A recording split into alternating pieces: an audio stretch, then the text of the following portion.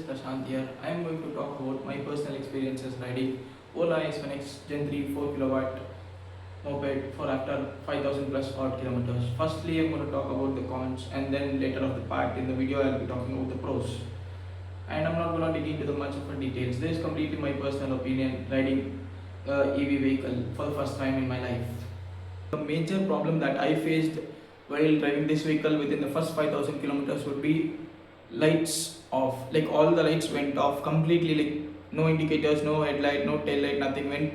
As the customer care, they suggested to take to the nearest service center, and after diagnosing the problem, they said it's a LCM failure, which happened with earlier 2 to 3 more customers, and the vehicle was left with them for 3 to 4 days, and the part was replaced under warranty. As it was under warranty, the vehicle was completely brand new by then. And then the next second major problem is the indicator switch. It completely broke and fell down apart, and I was not able to either put left indicator or the right indicator turn on, and I was again asked to take to the nearest service center, and it took another 2 to 3 weeks for the complete module or the part, they call it LH keypad, left hand keypad, that to be replaced. And this time, the second time, I was lucky that I was given back the vehicle to be used on road, but meanwhile the vehicle status was under service as per the app. That I faced, or maybe many other people face with the Ola, is their charging stations that always show as available, but when you go near that, it never works or it's not available for the public. I tried here you should be getting a screen recording of that. So Ola, on the current Ola app and the maps, you see there are so many charging stations available on the green, with 2 charging stations, and with the grayed out one that's not available for the public or not charging. But when you click on that, and so it will be showing how many chargers are available or how many are in use. But when you go onto the charging station, the charge doesn't work. I tried doing it multiple times across multiple charging stations. All the time the vehicle was not charging. When as the service guys or maybe the salesperson, they're like, sir, it's currently not offered for the public. And the other one talking about is Ola Move OS for this particular variants is that they just gimmick that first thing, if one works the other doesn't, and if the other works this will not work. So example, currently it's showing 99% on charging of my vehicle on the application, but in reality the charging is 97. But if you see the kilometers updated on the year and the dash left for the battery is accurate. Now going to the Move OS, their plus features energy insights, which shows in the last 30 days I've used 2% in eco mode, rest of the time the vehicle was under normal usage.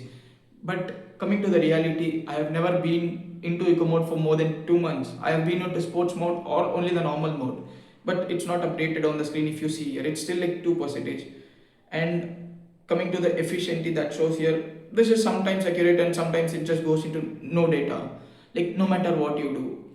And coming to this also, late night ride options, where I've never taken out the vehicle between this time that they are showing 10 p.m. to 4 p.m. I've never driven the vehicle. Maximum of the times it would be before 9 or maximum by 9:30 at home. But still it shows 3% of late night ride, sorry.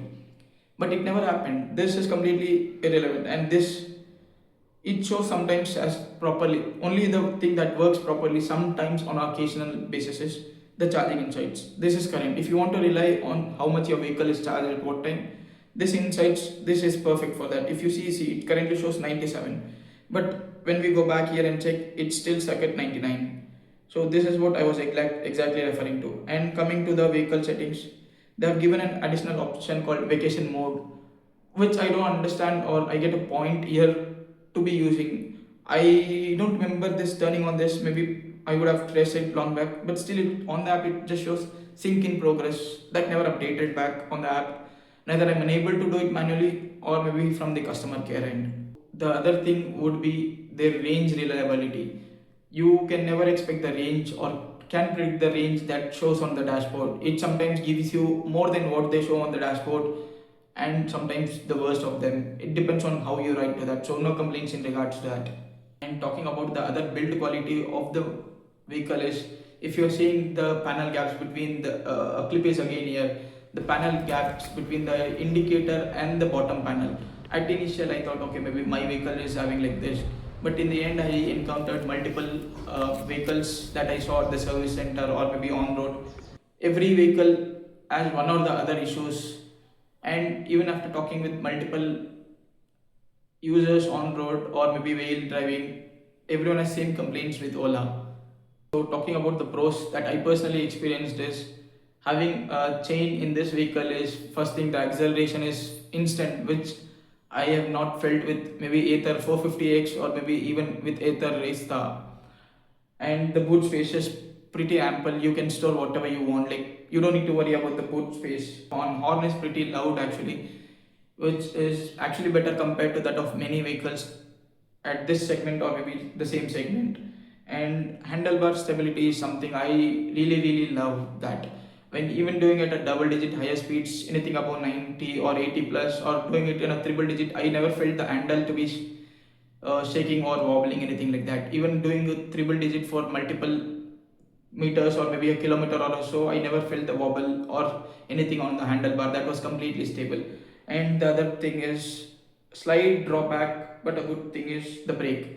The brakes, both the brakes come with old school drum brakes with the improved technology where you feel the brakes are pretty punch and it stops the vehicle instantly. But to be on a safe side, not to use the brakes when it's on a mud or rain, it just gets out the vehicle. I experienced this twice. Luckily, never fell down.